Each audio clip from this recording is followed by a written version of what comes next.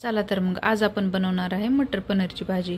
Tomato छान chop करून घ्यायचा आहे, कांदा घ्यायचा आहे आणि त्याच्यामध्ये आपण थोडेसे गरम मसाले टाकणार आहे। त्याच्यामध्ये दालचिनी असेल किंवा तमालपत्र असेल, एखादी विलायची टाकू शकता, एखादं लवंग टाकू शकता। हे जे चॉप केलेलं आहे, बारीक चिरलेलं आहे, त्याच्यामध्ये थोडंसं पाणी आणि मीठ ॲड करायचं आहे आणि हे आपण कुकरला 2-3 शिट्ट्या काढून घेणार आहे। त्याच्यासोबत तुम्ही भातही लावू शकता, म्हणजे पनीरसोबत खायला। तर अशी भाजी बनवली ना खूप टेस्टी बनते। कारण मी सुद्धा सुरुवातीला काय करायचे, कांदा परतवून घ्यायचे किंवा मग कच्चा कांदा ग्राइंड करायचे, पण त्यानी भाजी एवढी टेस्टी लागत नाही। पण ही अशा जर पद्धतीनं भाजी केली तर खूप छान लागते।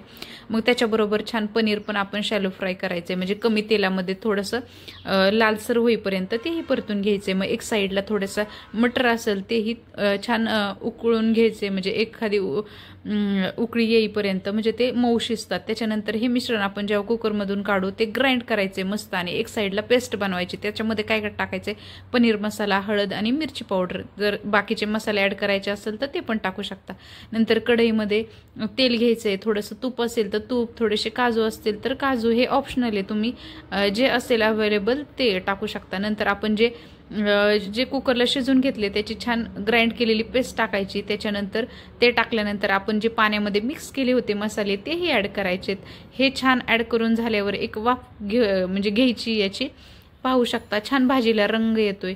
मग हे झाल्यानंतर आपण त्याच्यामध्ये थोडेसे मटर ॲड करू शकतो। मग मी त्याच्यामध्ये मटर ॲड करणार आहे आणि हे छान परतवून परत घेणार आहे आणि त्याच्यानंतर मग आपण पनीर टाकणार आहोत। पहा, लालसर असं छान शॅलो फ्राय करून घेतलेलं पनीर जेव्हा खूप तळतो तेव्हा खूप म्हणजे असं तेलकट होतं। शॅलो फ्राय केल्यानंतर छान टेस्ट येते। त्याच्यानंतर थोडीशी कसुरी मेथी, थोडीशी कोथिंबीर हे टाकायचे, चवीपुरतं मीठ टाकायचं आणि आपली मटर पनीरची भाजी रेडी आहे। नक्की ट्राय करा आणि मला कमेंट करा।